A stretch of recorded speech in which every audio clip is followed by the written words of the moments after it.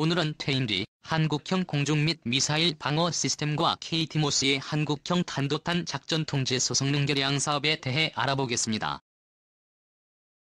한국 국방부는 2013년까지 17조 원을 투입해 킬체인과 KMD를 구축한다는 계획입니다. 이를 위해 군사 정찰위성 5개 확보와 글로벌 호크 4대 도입 사거리 800km의 현무 출시 지대지 탄도미사일 개발을 하고 있습니다. 또한 미국의 패트리어트 팩토리 구매와 더불어 에릭센과 엘센이 국내 개발 등을 추진 중인데요. 대한민국 정부는 선제 타격과 캠프로 북한의 핵공격을 차단하겠다고 밝혔는데요. 한편 이런 첨단 방공 시설을 위해 부족했던 것이 KT 목소리였습니다. 그래서 새로운 한국형 탄도탄 작전 통제소 개발 사업을 추진하는데요. 2019년 12월 4일 사업자로 선정된 곳은 한화시스템이었습니다. 한화시스템은 향후 2012년까지 46억 원의 사업비를 가지고 현재 KT의 문제점으로 지적된 부분을 개선함과 동시에 보다 성능을 강화할 예정입니다. 한화시스템은 반공주의 통제의 체계와 한국형 합동전술 데이터 링크 개발 사업을 추진하는데요. 하나씩 팀이 선정된 이유로는 지난 40년 동안 한국형 전투기를 위한 한국형 전투기 체계 개발로 입증한 대공 표적 동시 교전 통제 기술력을 인정받았기 때문이었습니다. 그럼 여기서 여러분들이 많이 아시는 KB와 달리 다소 생소한 단어인 KT모셀이란 무엇일까요? KT셀은 한국형 탄도탄 작전 통제소란 뜻입니다. 말 그대로 북한에서 발사한 탄도탄 정보를 총괄해 위협을 평가함과 동시에 탄도탄 요격을 지나는 곳입니다. KT의 성능 개량 사업을 이해하기 위해서는 먼저 캠프의 탄생부터 시작해 그 발전 과정에 대해 알고 가야 합니다. KMD 한국형 미사일 방어체계는 1990년대 후반부터 진행되기 시작했습니다. 당시 대한민국은 1997년에 IMF 사태를 맞아 큰 경제적 곤란을 겪고 있었는데 이런 점은 아이러니하게도 북한도 마찬가지였습니다. 이른바 고난의 행군으로 불리는 가혹한 경제적 어려움이 진행되던 시기였습니다. 북한의 당시 경제적 상황은 어려움을 넘어 수많은 아사자가 발생하고 있었으며 이와 동시에 동유럽에서는 수많은 공산 독재 정권이 붕괴되고 많은 독재자들이 처형당하던 상황이었습니다. 북한 입장에서는 당연히 정권 붕괴를 우려할 수밖에 없었는데 한국이나 미국 등의 외세의 개입을 통한 체제 붕괴를 막고자 이때부터 본격적인 핵무기와 탄도탄 개발을 시작하게 됩니다. 북한의 핵무기와 탄도탄 개발 초소가 입수됨에 따라 한국 정부가 바빠지기 시작했습니다. 한국은 이를 맞서기 위해 최소한의 하층 방어 능력을 보유하기 시작했는데 이것이 한국 최초의 탄도미사일 요격 능력을 갖춘 지대공 미사일 도입 사업인 것입니다. 1990년대 이전만 해도 탄도미사일은 요격이 불가능한 무기로 인식되었지만 1990년 걸프전을 통해 한 패트리엇이 성공적으로 스커드를 요격함에 따라 새로운 기술적 해결책이 등장했기 때문이었는데요. 러시아의 4300은 탄도탄 요격 능력을 가지고 있었으며 한때 강력한 후보였습니다. 북한이 발사한 핵탑재 탄도미사일 방어하고자 1990년대 후반부터 차세대 지대공 미사일 사업인 세맥스를 시작했습니다. 이때 주요 후보로 거론된 것이 바로 탄도미사일 요격 능력을 가진 러시아의 X-300P해와 미국의 패트리엇 팩트였습니다. 당시 러시아는 경제적으로 아주 곤궁한 상황이었기 때문에 X-386 한국 판매를 위해 백방으로 노력하고 있었습니다. 이때 러시아의 기술력을 확인하고자 국방과학연구소 전문가들이 알마티 설계국을 직접 방문하게 됩니다. 국방과학연구소는 러시아의 우수한 기술력에 놀라워했는데요. 또한 러시아도 한국의 이러한 상황을 잘 파악하고 있었습니다.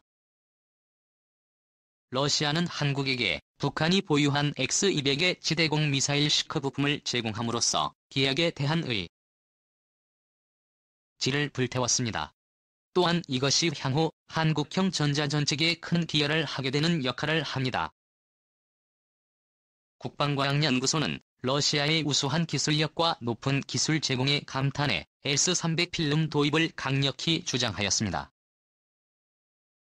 하지만 한국 공군은 미국과의 통합 방어체계에 적합하지 않다는 이유로 미국 제안이 정확하게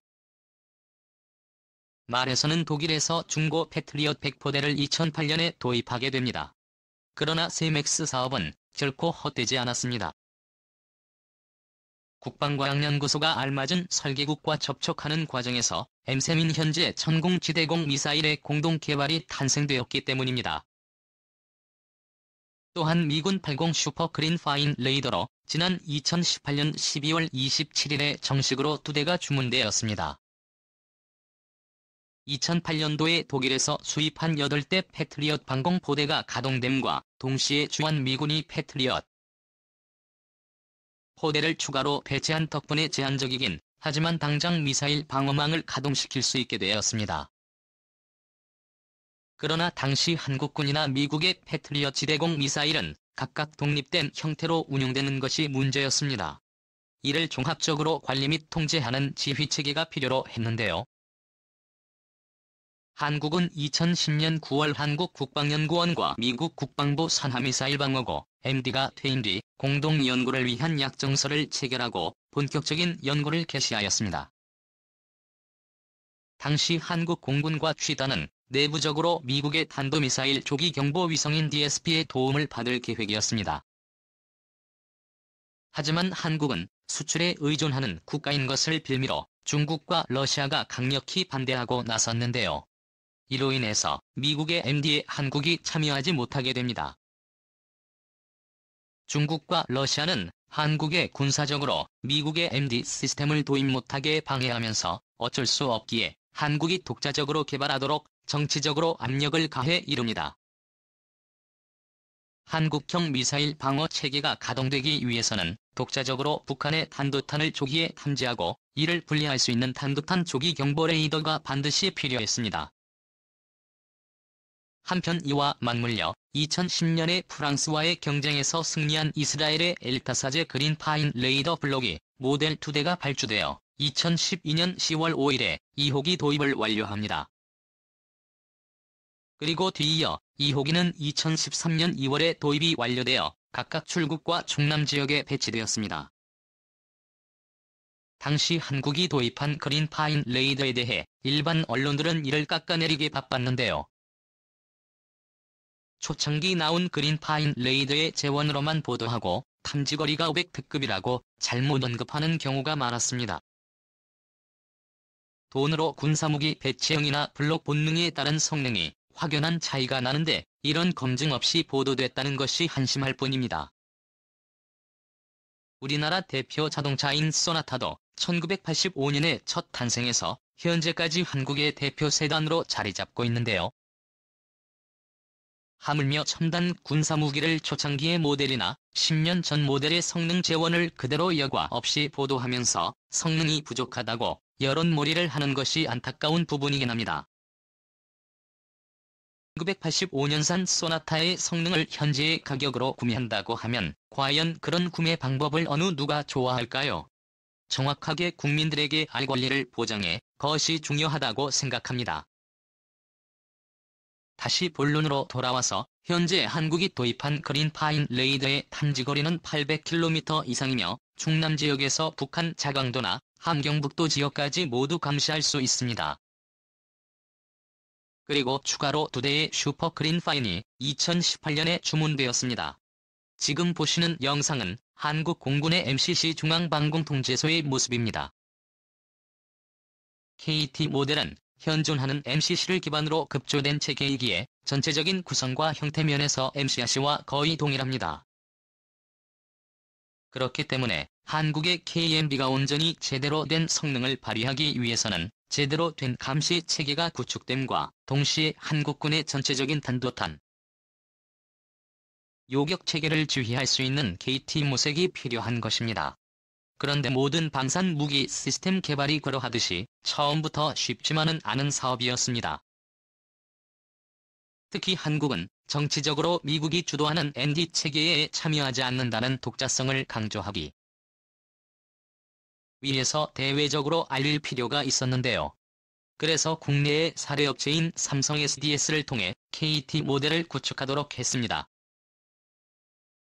사업의 내용은 2010년부터 2012년까지 개발한 이후 2012년 후반기에 실전 배치에 도달한다는 상당히 무모한 개발 사업이었습니다.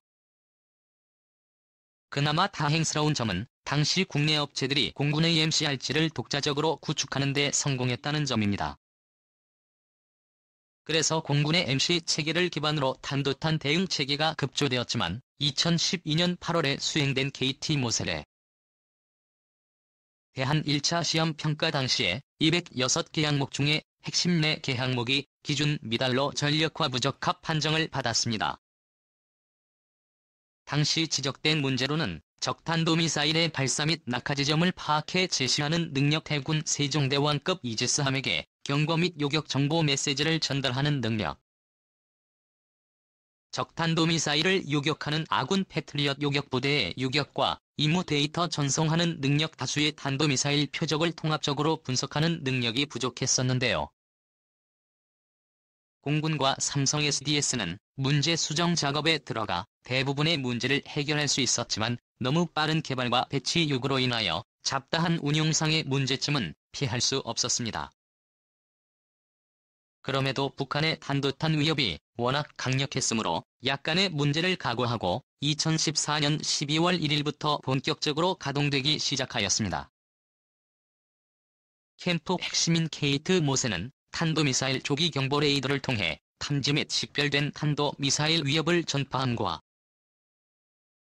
동시에 현재 패트리엇 8개 포대와 천궁 PRP 1개 포대 배치 중에 요격 해당 임무를 담당하고 있습니다. 하지만 지난 2016년 8월 14일 북한은 북극성 2호 SLBN 발사에 성공해 발사체가 약 500km를 비행하였습니다. 북한의 세비행 시험 발사에 대응하기 위해 당시 동영상에는 해군의 세종대왕 이지스함이 배치되어 있었으며 캐치 모델도 비상대기 상태였습니다. 그린파인 탄도미사일 조기 경보 레이더와 세종대왕급은 성공적으로 북극성 2호를 탐지하였지만 당시 KT에서는 북한이 2발이 미사일을 발사한 것으로 표시되어 순간적으로 큰 혼란이 일어났습니다. 얼마 후 2개의 탄도미사일 한 적은 하나로 합쳐졌지만 이때 발사한 이중 함정 문제는 향후 큰 문제로 지적받을 수밖에 없었습니다. 그럼 이것이 왜 문제이고 왜 하나의 탄도미사일이 2개의 표적으로 나타났을까요? 지상에 배치된 그린파인 레이더와 해군 이지스함의 스파이 1D가 탐지한 탄도미사일 표적 데이터에는 보유 탄도 오차가 발생할 수밖에 없는데 이를 게이지 모색이 제대로 융합하지 못했던 것입니다.